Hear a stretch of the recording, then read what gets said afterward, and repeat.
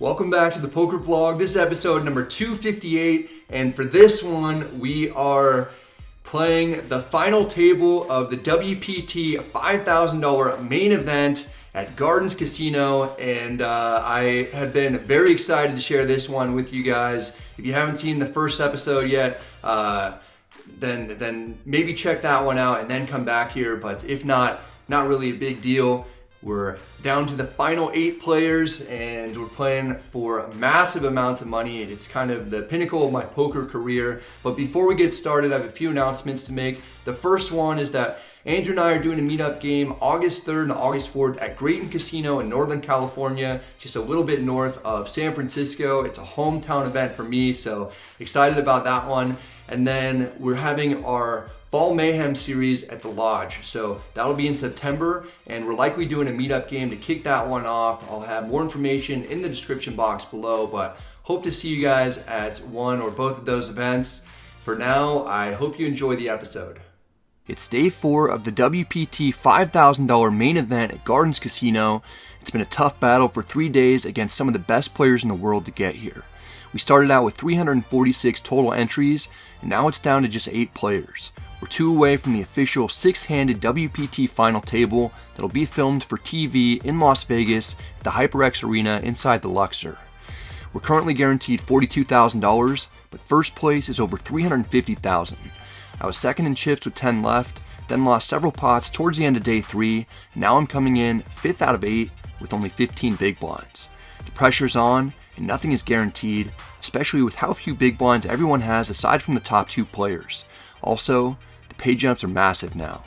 The morning of day 4, I do some last minute prep work to understand ICM implications at a final table.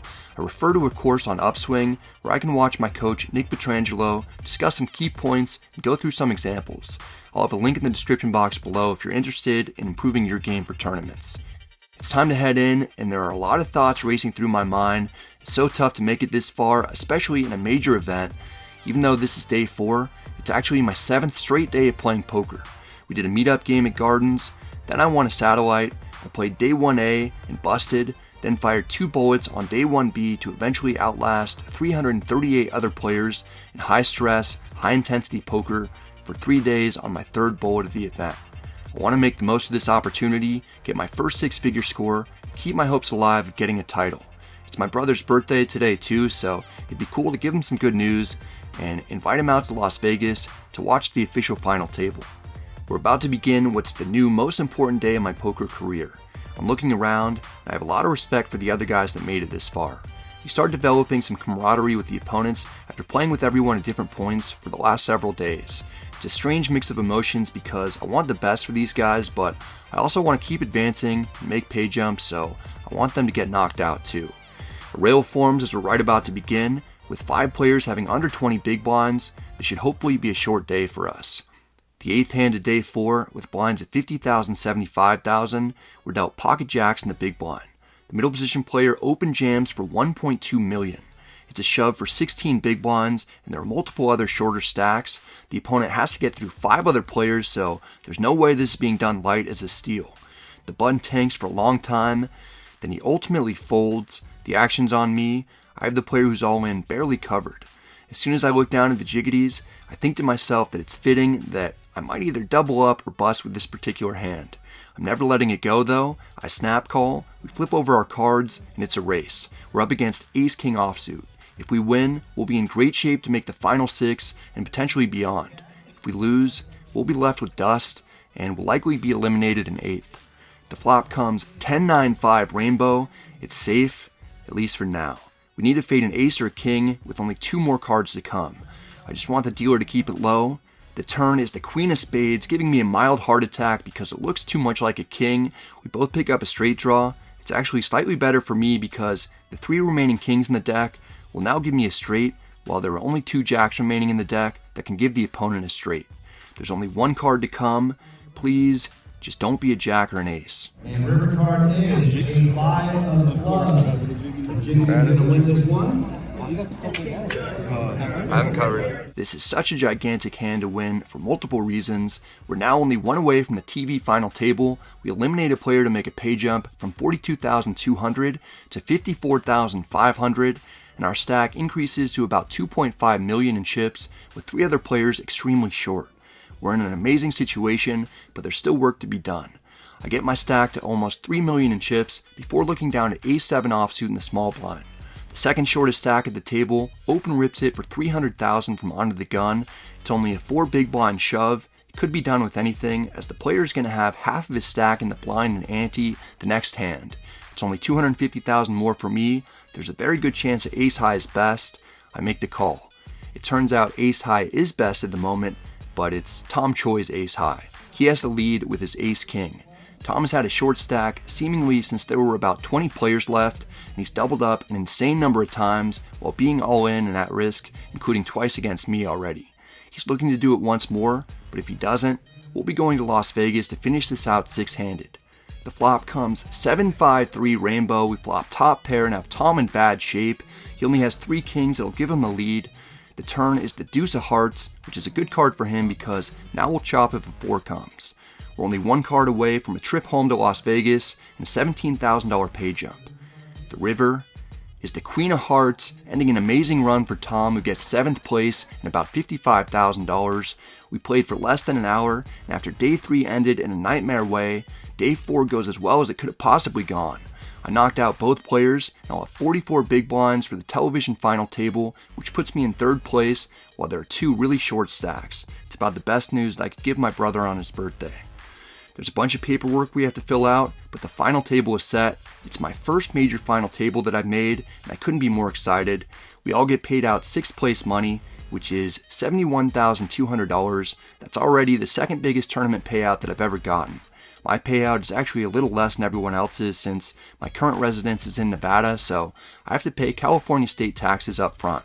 Still, today could not have gone any better. We made the official TV final table today. Day 4, we're making it to day 5, going back to the home court in Las Vegas, and we already got paid out 6th place money. Just so happy right now. Can't even fully put it into words, but just can't wait till we get there and just see what happens. Whatever happens beyond this point is just icing on the cake. So super pumped up. I immediately pack up and rent a car to drive back to Las Vegas. I chose to do this rather than fly so I could decompress a little and call friends and family to give them the news. There's only 1 day off between now and the official final table. There's a lot of work I want to do before then. Rampage puts me in contact with his friend Mike Jozoff, who's a young phenom and tournament crusher, to do some studying. The following morning, Mike and I have a Skype call to go through some different scenarios. With there being a player who only has 3 big blinds, I have to play extremely tight to start, especially against the 2 players who have me covered, until the short stack busts out in order to guarantee that we make a pay jump to 94,000. Mike is super helpful and is a coach for Run It Once. Definitely check out his content on there if you're looking to improve your game. Later on, my sister flies in from Northern California to be there for the big day. My brother flies in from Arizona as well. We go out that night to have a birthday dinner for him. Then it's game day. I schedule a last-minute coaching session with Nick Petrangelo, who's cool enough to fit in a call and go through some scenarios and ranges before play begins. Then it's finally time to head in. We arrive at the Luxor a few hours early for pre-game interviews. I'm thrilled to have the final table taking place at the HyperX Arena in Las Vegas. I was able to sleep in my own bed, and I've got friends here who will be on the rail. I've actually played in this studio before in my first ever televised cash game. I played against Doyle Brunson, Darren Elias, and Maria Ho in a high-stakes 100-200 game. That was cool for a variety of reasons, and it gives me an advantage that I've had that experience in this very studio playing for a lot of money against tough opponents. But today is even more special for me because this is the first time I've really earned my spot to play a televised session of poker. They were going to film this final table whether or not I made it. I didn't get a ticket here because I have a big following on YouTube. I'm here because I ran well enough and I played well enough to make it down to the final 6 players in a $5,000 buy-in event. Having friends and family watching me on the big stage for hundreds of thousands of dollars and a chance to win a WPT title is the dream I've had since before I was playing on YouTube, before I was even playing 3/6 limit as an 18-year-old while going to school in San Diego. It's been my dream since I was 15 when I was playing with my dad and brother around the kitchen table for $1 each while poker was running on ESPN in the background. Now it's my opportunity to potentially win a title that'll be on TV in the background at the start of someone else's career. These types of opportunities don't come often, It's never happened for me, and none of my opponents have made a TV final table before either. We're all pretty nervous and excited, thinking about how today is going to go. We get a rundown of how everything is set up. We take a seat at the table before the audience arrives to make sure everything is good before play starts. There's a pregame performance. Then, with the audience in their seats, the lights on, and the cameras rolling, we get our introduction. In seat 2 with $3,350,000 in chips, WPT Ambassador Brad Owen. It's surreal to be walking out to play poker in front of a live crowd with all this production on a giant stage for hundreds of thousands of dollars and a chance to win a major title. There's a lot of pressure already, and the last 8 days have been so exhilarating. I've gotten very little sleep, but all of us are going to try to play the best we can in order to get the top prize and to obtain what they say is poker immortality by getting our name on the Mike Sexton Champions Cup. One of us 6 is about to be crowned the winner. Let's do this. Welcome back to the HyperX Arena in Las Vegas, Nevada. This is the WPT Gardens Poker Championship. More than $375K up top awaits our winner. A win also comes with a coveted spot on the WPT Mike Sexton Champions Cup. Jeff Platt alongside Jamie Kerstetter. Jamie, as we look at this leaderboard, hard for our eyes not to be drawn to WPT Ambassador Brad Owen. Yeah, he claims to be a cash game player. All his vlogs say so. His vlogs also say he doesn't play jacks. That was like his biggest pot. Sketchy. His first career WPT final table, he has assured himself of at least $71,200, about a 23K pay jump from 6th to 5th to kick things off. And here we go. And here is our short stack. Josh Latchman with just 3 bigs coming into today. Action is on Josh under the gun. This is the very first hand dealt. It's a bit perplexing to me because Josh knew that he was going to be under the gun to start the session and had a day and a half to look up what hands he should be folding or jamming with, yet he doesn't seem too sure about what to do. Maybe he knows and he's just soaking up some TV time because he might not be playing a very long day today. He'll have 2/3 of his stack in the next hand. Finally, he makes the laydown. Ryan has a hand that he wants to play. He min raises as the chip leader. He's one of 2 people who has me covered. The action's on us. I take a look down at Ace Queen of Hearts. I was kind of hoping not to have any tough decisions until the short stack's busted. I absolutely don't want to get coolered in a big pot before we make some pay jumps. Ordinarily I'd 3-bet this, but after my ICM lessons with Joseph and Petrangelo, it seems best to try and keep this pot smaller at the moment. I just flat. We're heads up in position against someone who could knock me out in 6th. The flop comes King Jack 9 with 2 spades. We both pick up a piece. We've got a draw to Broadway with an over, but our opponent has a flush draw and is actually in the lead. He takes a stab at it for $200,000. I underrepped my hand pre-flop, and I can make the nuts, so I'm not interested in letting go yet, but my mind is having flashbacks to the only other day 5 that I made when I came into the WPT World Championship 8th in chips with 37 remaining, 99,000 guaranteed, and 4.2 million for first. I got coolered 15 minutes into the day, losing with kings to ace-king offsuit for a pot that would have put me 3rd in chips. I didn't make a pay jump, and I was denied my first ever 6-figure score at the time, while the top 6 players all made $1 million or more, so I actually had a great opportunity at a 7-figure score. If I miss another 6-figure score while coming into the day 3rd in chips, I'm not going to be happy. I make the call one time, the turn is the 3 of clubs, it's a blank that shouldn't have changed anything, but Ryan slows down and checks. This check rules out all the really strong hands like a straight, set, or 2 pair that Ryan could have had. He'd want to bet those for protection. Ace Queen could be the best hand, and if it's not, I may be able to get second pair hands, or worse, to fold on the river if it checks to me again at that point. I check back. The river is the ace of clubs giving us top pair, but it's kind of uncomfortable because the backdoor flush gets there, and Ryan could have made a lot of 2-pair hands. He knows another high card will typically be better for his range. He puts out a big bet of $625,000. It seems like an easy call when we know what the cards are. I assure you, it's much tougher when you're in the seat, and it's the very first hand. I don't see the opponent betting this amount for value with anything that's worse than what we've got, so Ace Queen is really just a bluff catcher. Is the opponent coming out immediately trying to pull off big bluff attempts? Ace Queen's too good to fold. I call to find out, and I'm relieved to see 7 high. I win what's a big pot of over $2 million at the very start. This puts me in 2nd place and within striking distance of the chip leader.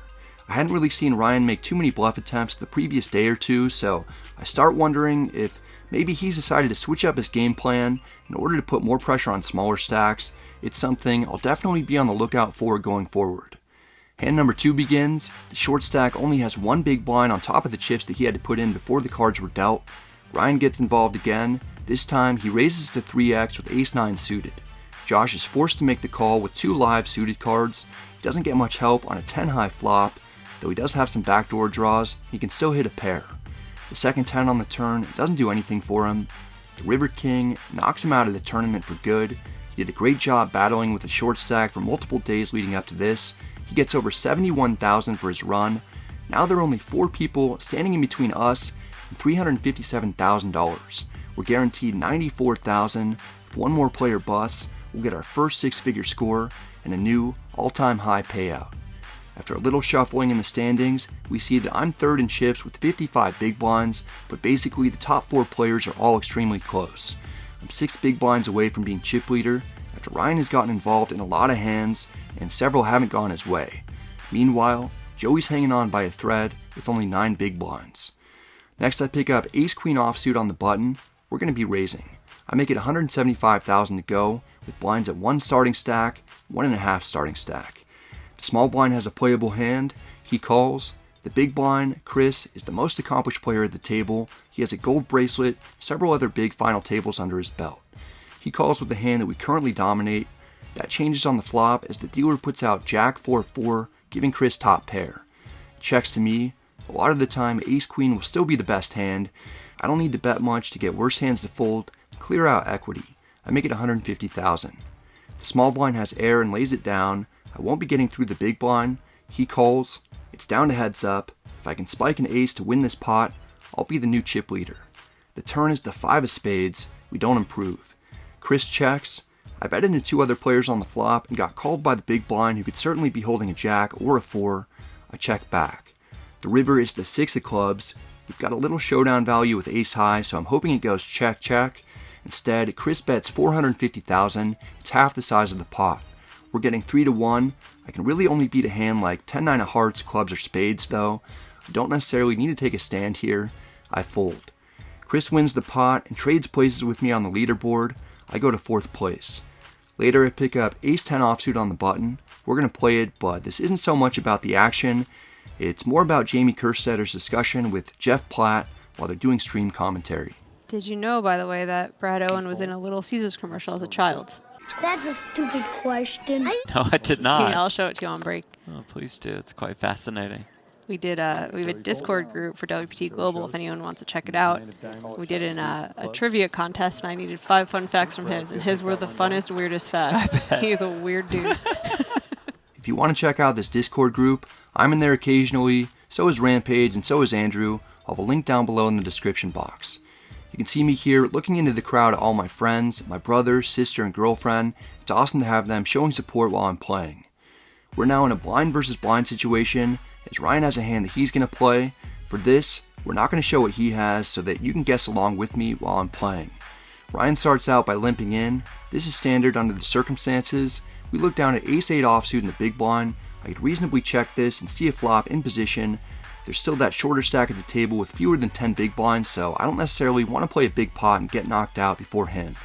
Still, ace-8 is a pretty strong hand that's likely to be best four-handed after the small blind just limps in, and I think back to a hand on day 4 at the unofficial final table when it was blind versus blind.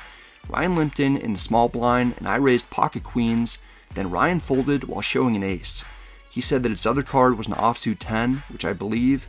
He really shouldn't have been limp folding any ace, so it seems like I can get him to overfold since he's shown that he's done that before, and I've had a solid image throughout the tournament, mainly showing down strong hands. I go ahead and raise to 225,000. There's no fold this time from Ryan. He makes the call. We're heads up in position. The flop comes King, King, Deuce, Rainbow. 2 high cards out there is good for me as the pre-flop aggressor. Small blind checks. Ace-high will be good a lot of the time. Again, I don't need to bet much to get worse hands to let go in order to clear out equity, take down the pot. I bet 125,000. It's 1/5 pot. Ryan will be calling or folding a lot. I don't anticipate getting check raised very often. Maybe this bet was so tiny it looked really weak, and Ryan figures he could steal this one with a small raise. He makes it 375,000. I'm not sure I'm beat, and I'm getting over 4-1 on a call with a backdoor flush draw that should be good because I don't anticipate getting immediately check raised by a full house. That first hand of the day and multiple hands since then, Ryan has been getting involved frequently and he's been bluffing. I've got the ace of spades, making it less likely that I'm up against a flush draw, plus Ryan is getting a great price to call with a flush draw anyway. I call for $250,000 more with plans of potentially turning my hand into a bluff if another spade comes on the turn. If not, I'll likely fold to a bet. It's so strange to have the ace of spades in your hand for that, because you're like, all right, I don't think a king is going to check raise me here. It's more likely to be a flush draw when it does, but you have the nut flush draw, so... And the 3 of spades rolls off on the turn. There is that nut flush draw for Brad. We pick up a card that improves our hand. We've got blockers to the nut flush. A spade shouldn't have been a good card for Ryan, but he's not slowing down. He grabs a red million chip and announces a bet of $675,000. This whole hand seems very fishy to me. I really don't think that he has a full house. I doubt that he has a flush like he's sort of representing now, and I kind of don't think that he even has trips and will continue betting when a third spade comes. Ryan has been playing well overall this tournament, but he doesn't have a ton of experience in bigger buy-in events. He won a $600 satellite to get into the WPT main event, and that $600 buy-in is the largest buy-in that he's ever put up for a tournament before this one. Maybe after coming into today with a big chip lead and losing it with some bluffs, he's unraveling a little and making another big play with a hand like ace-5, ace-4, or ace-3 hearts, or maybe 5-4 or 6-4 hearts. The problem for me is that I don't want to call a bet this big, then face a shove or another sizable bet on the river if I miss the flush draw. Since I have a blocker to the nut flush, and I don't think that I'm up against a full house, I go a different route. I play to my image and raise to 1.5 million. I definitely wasn't going to fold. For just $825,000 more, I give myself an opportunity to win the pot right now, where I can still potentially hit a spade on the river that ought to be good if I do get called. So far, up to this point, I've gotten the sense that Ryan has been messing around. If he puts in additional chips, big alarm bells will be going off because the line I've taken looks incredibly strong. The opponent doesn't fold at this point. He makes the call. I'm not excited. It appears that he has at least trips after all. Maybe king-queen offsuit with a queen of spades or some small flush. The pot is huge. I've got less than half a pot-sized bet left in my stack. I don't intend to bluff shove if I miss. The river is the 4 of diamonds. I brick it. There's over 4 million in the pot. Ryan doesn't even give me the opportunity to potentially bluff at it. He puts out a blocker bet of $650,000. A shove for a little over $1 million more probably won't work if I'm up against a flush. I'm out of options that will allow me to win this pot. I fold and lose a huge chunk of my stack. Ryan takes down a massive one with queen jack of spades, and he gets me good with it.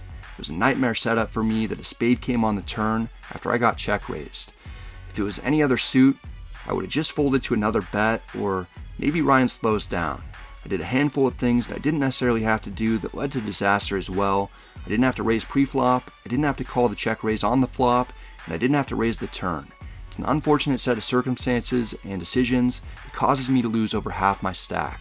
I was already in 4th to begin with, and that doesn't change, but now there's way more distance between me and 3rd place. A short while later, Chris picks up the jiggities in the small blind, while the shortest stack at the table is in the big blind.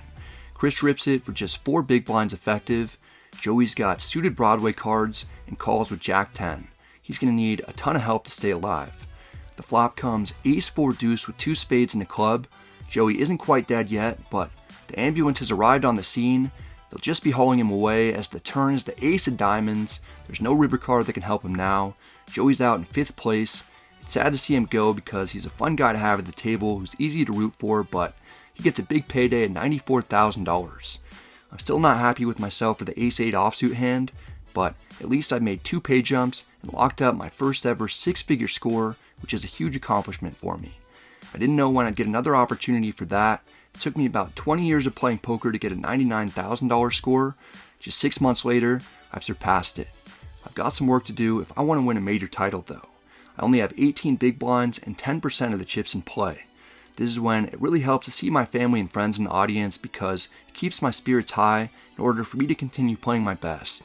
It's not easy to make it to the final 4 of any tournament, definitely not a WPT main event. What's done is done. I need to have a positive mindset. Every hand is a new situation, a new opportunity for me to win a pot. The good news is that I don't feel like I have much pressure anymore. We've got the 6-figure score. I'm the shortest stack at the table. It's time to make some moves to give myself the best shot at winning it all. It's trophy or bust from here on out. I get down to only 1.2 million with blinds at 50,000, 100,000. Our nemesis Ryan, who's actually an incredibly nice guy, raises to 225,000 from the button. We look down at Jack 10 suited. It's too good to let go of. I don't want to call and play it from out of position. I 3-bet jam and hope that I don't get snap called.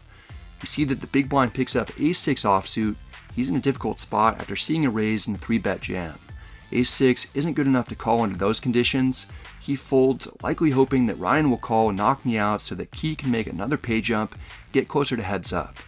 Ryan has 6-5 offsuit. He has to fold as well. Every chip that I can win from this point on is big for me. Getting a better hand to fold in the big blind while winning Ryan's raise and the blinds helps boost morale a little. I'm not going down without giving it everything that I've got. I've dealt with a lot of pesky short stacks the whole tournament. While I've mostly been one of the larger stacks the entire way, it's my turn to give the bigger stacks hell. In this one, we pick up Queen-Jack offsuit in the cutoff. I go with a slightly larger than normal raise size to 250,000 to disincentivize the stacks behind me to call or raise. I'm able to get through the button okay. That's not the case with the small blind. Chris picks up a monster under the circumstances. He's got pocket ticketies? Sorry, I had to do it. There's been very few jokes this video. If Chris didn't have the largest stack at the table behind him, he'd probably jam. Without worry, he instead puts in a small 3-bet to 625,000. The big blind folds. Chris's 3-bet looks really strong. I don't want to get it all in, and I'm not sure what cards I'll want to hit because I could be up against something like Ace-Jack, Ace-Queen, or King-Queen suited type of hand, if not an overpair.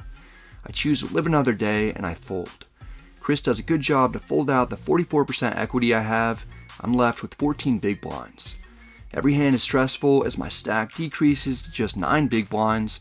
I've got under 1 million in chips for the first time at this final table. We're on the button with Ace-8 offsuit. Perhaps this will be it for me. I take a few seconds to enjoy having a seat around these guys playing for piles of money before I announce that I'm all in. We get it through the small blind. It's going to be more difficult to get it through the big blind, who looks down at pocket 4s. He knows that he'll probably be calling as soon as he sees the cards, but he wants to make sure that he knows exactly how much he's calling for. He takes his time to get a count. It's in fact dust. He then calls. I'm somewhat relieved to see that it's a flip. If I can win this, I'll have a decent sized stack again. If I lose, my dream is over. I'm trying to remain calm regardless of the outcome. It's been an awesome tournament run for me that I'll never forget no matter what, but there's also been so much intensity, stress, and adrenaline over the last week. It's all coming down to this. The flop comes 9-9-6 rainbow. We don't make a pair. It could have been much worse though. Another 6 will counterfeit the opponent's pair to put us in the lead. There are 2 more cards to come. If we don't improve, we're out. 7 would be a good one. 7's a good Brad's still a slight underdog. For now, needs an Ace, 8, or 6.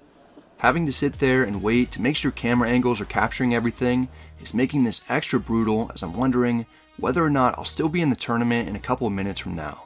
Every second seems like an eternity as my heart is beating through my chest. The entire audience is silent as the anticipation builds. All right, let's see it turn. Ace on the turn! I leap out of my seat and let out a yes. I've never been so happy to draw a turn card in my life. I actually feel bad for the way that I reacted, but I couldn't help it with all the pent-up suspense and then seeing exactly what I needed to give me the best chance at doubling up. The hand isn't over though. I return to my seat to calm myself the best I can and regain composure without excessively celebrating no matter what if I get a clean river. Chris does such a great job at remaining unfazed by what's happening. It's not as significant of a situation for him, but I want to be as respectful as I can if I happen to win. I just need to dodge 2 4s. Luckily, we don't see one. The river is a jack, and Brad Owen is back to about 2 million in chips. This makes me start believing again that I can still win this tournament. If I can get one more double up, I'll be right in the thick of it with everyone else. We've got about 20 big blinds, which is plenty. We pick up Queen 10 offsuit on the button. This is good enough to open with. I'm in raised at 200,000. Chris is in the big blind with a hand that he may want to play. He inquires about how much I started with. Perhaps he's contemplating a shove. Ultimately, Chris grabs chips and just calls. We're heads up in position. The flop comes King King 9 rainbow. We've got a gutter, and in general I feel pretty good about this flop. Though Chris would have called from the big blind with any king in his hand, aside from the better ones that he would have 3-bet jammed with. The opponent checks. We've only got 15 big blinds left in the stack. Every pot is significant for us. I put out a small C-bet of 150,000. It's just over a quarter of the pot. This gives us an opportunity to fold out some equity or build a pot in case we're able to drill a jack. A queen or 10 may give us the best hand as well, if we're not already in the lead. Chris isn't going to let us take it down without a battle. He makes the call, not what I wanted to see. The turn is the 3 of spades, it's a brick. The big blind checks. I made such a small bet on the flop that the opponent could have called with a variety of hands that aren't that strong, but have me beat, like ace-high hands, queen-jack, and maybe even some pocket pairs below a 9. This pot is getting large relative to the size of my stack. I don't want to bet and have to fold to an all-in, but I think there's a good chance that I can take it down by continuing to apply pressure. At least, I hope that's the case. There's also a chance I'm getting trapped by trips. We'll find out soon because I'm about to swing for the fences. Second barrel, more costly, much harder to find. Get the guts up to do it, especially on your short stack, but wow, just all in instead. That is a second bullet and a sigh of relief from Brad Owen. The WPT ambassador gets one through. Our play works out. We get ace-4 offsuit to fold, and the stack climbs over the 2 million mark. The momentum is back, and I'm not out of this yet. I'm only a double up away from second place. The dynamics of the table could potentially drastically shift as 2 other players get into a monster pot. Ryan and Key both turn a straight, but Key has the nuts with the 6-high straight, while Ryan only has the 5-high straight and is drawing completely dead to a chop. I'm watching as a bystander in disbelief as they get it in for piles. If Ryan loses this, he'll go from being the chip leader to being in 3rd place, really just barely above me, and it'll be very difficult to mentally recover after having a big stack to getting coolered and having a much smaller stack. A lot is at stake for Ryan, and he's in trouble. River card. Oh my God! No way. 6 on the river! Holy shit, we talked. Oh my God. That's about the sickest chop that I've ever seen in my life. He has a good attitude about it considering he just got scammed out of a pot of almost 9 million in chips. I had mixed emotions. If Ryan had lost, there would have been a much stronger possibility that I could have at least made another pay jump, but with the largest stack at the table remaining at about 7 million rather than 8.65 million, and with that stack being on my right rather than on my left, them chopping the pot gives me the best opportunity to win the entire tournament.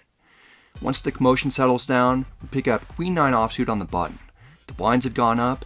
I'm in raised to 250,000. Chris has the cards that fill in the gap between mine. He calls. We're heads up in position. The flop comes King Jack 4 with 2 clubs. We've got a gutter and a backdoor flush draw, but our opponent has middle pair. He checks. 2 Broadway cards on the flop is going to be better for my pre-flop raising range. I make another small C-bet at 200,000. Chris should be looking for reasons to get out of this pot. He doesn't though. He makes the call. This is worrisome. He can't really be calling with hands like backdoor draws because I don't have enough chips behind for him to get paid in the rare instances that those come through for him. So he's often going to have a pair, a flush draw, or a straight draw. The turn is another jack. Chris turns trips. He couldn't have just turned 2 pair one time. Come on. They're getting whatever they need. The opponent checks. You saw me double barrel bluff on a similar board previously, holding a queen high gutter with a paired Broadway card. In this instance, I'm more concerned about the big blind having top pair or trips, and I won't be able to get him to fold those types of holdings. I check back while drawing stone dead. The river is the deuce of diamonds. Chris knows trips is going to be the winner the majority of the time. He fires for 800,000 to target a king.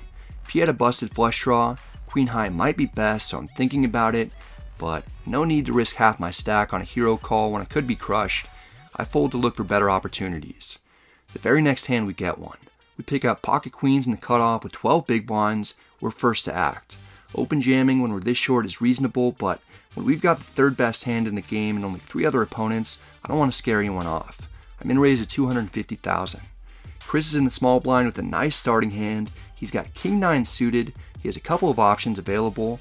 With a big stack behind him, he elects to go a more conservative route with a fold so that maybe the big blind will finish me off and Chris can make a pay jump. Ryan is out for blood. He makes the call with 6-4 offsuit and intentions to send me home in 4th place.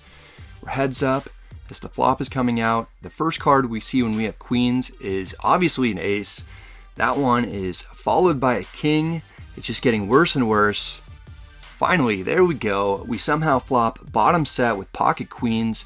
It's rare that'll happen. The big blind checks. I keep telling you the Broadway flops are typically going to be better for me as the pre-flop aggressor than they will be for the player who defends the big blind, and it's finally true. Note that Chris would have had middle pair with a diamond draw if he stuck around. I'm okay that he didn't. I've got to bet this, but I don't need to bet much in order to maximize effectiveness. I'd also like to try to induce another check raise like I did earlier against Ryan. I bet 175,000. Unfortunately, Ryan has more air than Ryan air. He folds, we don't get paid, but we're still alive, and every pot that comes towards us is helpful. Ryan starts pulling away from the pack with almost 60% of the chips in play. I'm hanging around. Still, any of us three at the bottom could easily be eliminated at any moment with less than 25 big blinds each. If the next person eliminated isn't me, I make a $44,000 pay jump to $169,000. Chris picks up 2 Broadway cards on the button in this one. He raises to $250,000. He gets through Ryan with no trouble. That won't be the case for us when we look down to see pocket 10s in the big blind. I've got 12 bigs total. I already know what I need to do, but it never hurts to take time in order to process everything that's happening, to try to make the best decisions possible, because any misstep can potentially cost you tens or hundreds of thousands of dollars. I finally announce that I'm all in. I get the chips out there. Chris gets a count. He makes a solid fold. He's down quite a bit from his high point, as am I, but our stacks are getting closer and closer. The following hand, Chris raises once more to $250,000. This time he's got a slightly better hand. Ryan is going to put his big stack to work. He comes in with a creative 3-bet to $675,000. It'd be great to ladder up to third place if they get it all in here and there's an elimination. Chris knows I'm barely surviving. He doesn't want to take any unnecessary risks until I'm gone. He folds, and that brings his stack down to $2.5 million. He only has about 4 more big blinds than me now. He isn't all that far ahead either. The problem is that Ryan is expanding on his lead. If the 3 of us smaller stacks play cautiously, Ryan can continue capitalizing on that, and he'll run away with the title, which really is the most important thing to me now that a 6-figure score has been secured. The very next hand, we've got King 6 suited on the button with 15 big blinds. I'm feeling pressure to make something happen.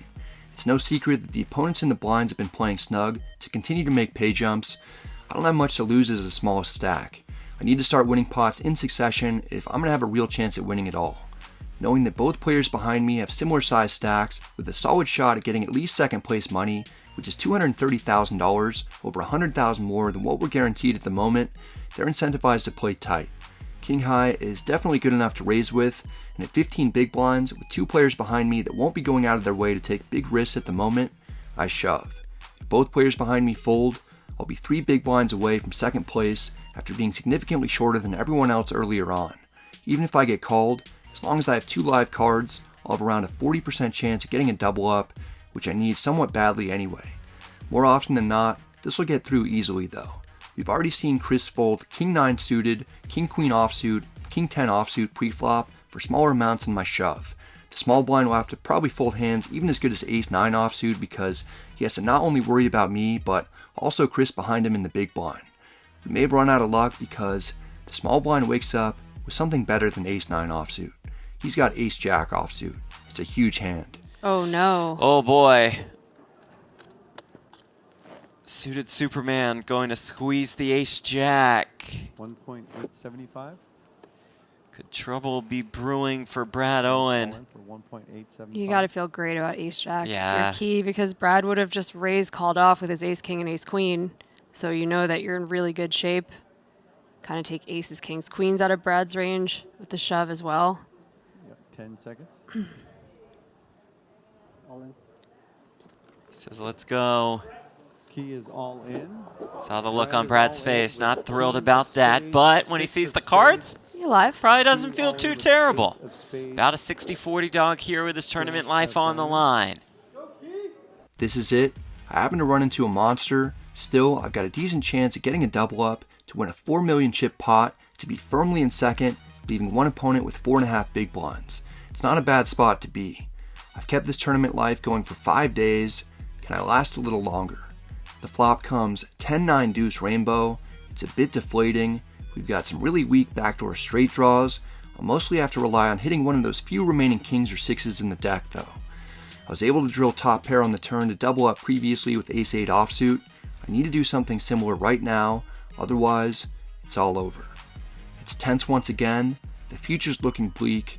I might only have 2 cards to see before the run is over. Actually, it won't even be that many. The turn is an ace, and that just ends it. WPT Ambassador Brad Owen out in 4th, $125,000. A great run at it for Brad, his best career tournament score. After several long days of playing, the dream is done, but just for now. Every experience like this builds upon itself. It won't be the last major final table you see me at. If anything, I'm hungrier now than I've ever been to get a major win.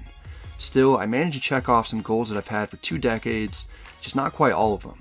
Today ends up being Key's day. He plays great to get his name on the Mike Sexton Champions Cup and take home $357,000. Congratulations to him. Although the final table didn't have the storybook ending for me, I'll appreciate it even more when it finally does come.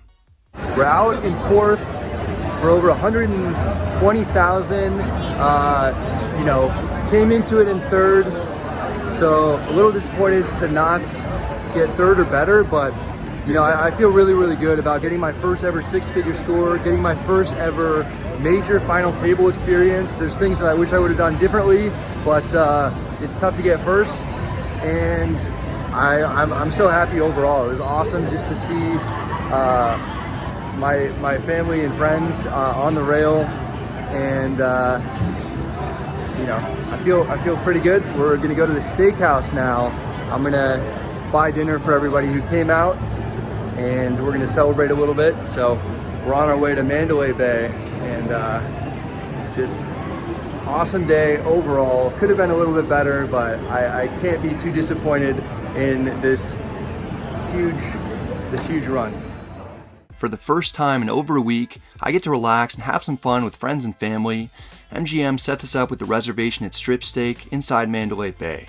I'm thankful for the support from everyone here at dinner, not just for coming out to cheer me on during the final table, but also for being there for me through the years of playing as a professional that were much tougher, sometimes frustrating, sometimes disappointing, and almost always filled with uncertainty. What I do for a living isn't always as glamorous as it may appear, but tonight, we get to celebrate. After dinner, we hit the town. It's a beautiful summer night. My family and I see Absinthe, which is one of my favorite shows in Las Vegas.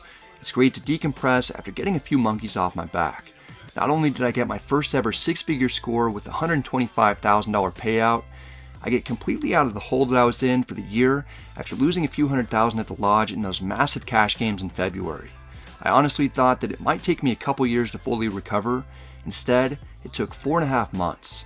Getting out of the deficit that quickly, after taking shots in nosebleed cash games and having it go as poorly as possible all on stream, is perhaps the accomplishment that I'm most proud of in my poker career. This has been a great way to start the summer, going into the WSOP, where, spoiler alert, I make another final table just weeks later. Be on the lookout for that run. That's it for this one, guys. I hope you enjoyed it. If you did, I'd appreciate it if you hit the like and subscribe buttons. Helps out the channel a ton. If you have any questions or comments, feel free to let me know in the comment section. I'm happy to get back to you. This was just such a special experience for me to have everyone there, to get my first ever 6-figure score, to get out of the hole at the lodge, and just have everything come together for a deep run. Was just awesome, and I appreciate you guys following along the journey and following me on Instagram and rooting me on at that time. Right now, we're right in the midst of the World Series of Poker, so I've been playing a lot. I haven't been able to upload videos quite as much as I would like. That'll change going forward once the WSOP ends, but I'm actually in the main event right now. I played day 1A, started with 60,000 in chips, and I bagged over 113,000, and I play day 2 Friday, and hopefully I'll last longer than that. But earlier on in the WSOP, I made my first ever WSOP final table, so I'm debating whether or not to make a vlog out of that one. It was an online event. I've got some footage for it. Thinking about putting it together. Let me know in the comment section if you'd like to see a proper vlog of that one. Otherwise, I can kind of, I basically recorded it as if it were a stream, and I can just share that in its entirety too, without having to do any extra editing. Couple of events coming up. We've got the Great Meetup game August 3rd and August 4th. I'll have more information in the description box for that. And then we've got our Fall Mayhem series. It's a tournament series at the Lodge in Austin, Texas, and that's going to be a blast. We're likely going to be doing a meetup game the day before that starts. Once I get some more details, I will tell them to you guys. But for now, I hope you enjoyed this episode. This was such a cool experience and moment in my poker career, and I'm hoping to get some more six-figure scores down the road, and WPT title at some point, and hopefully a bracelet at some point as well. All right, guys, stay safe, good luck at the tables, and I'll see you next time.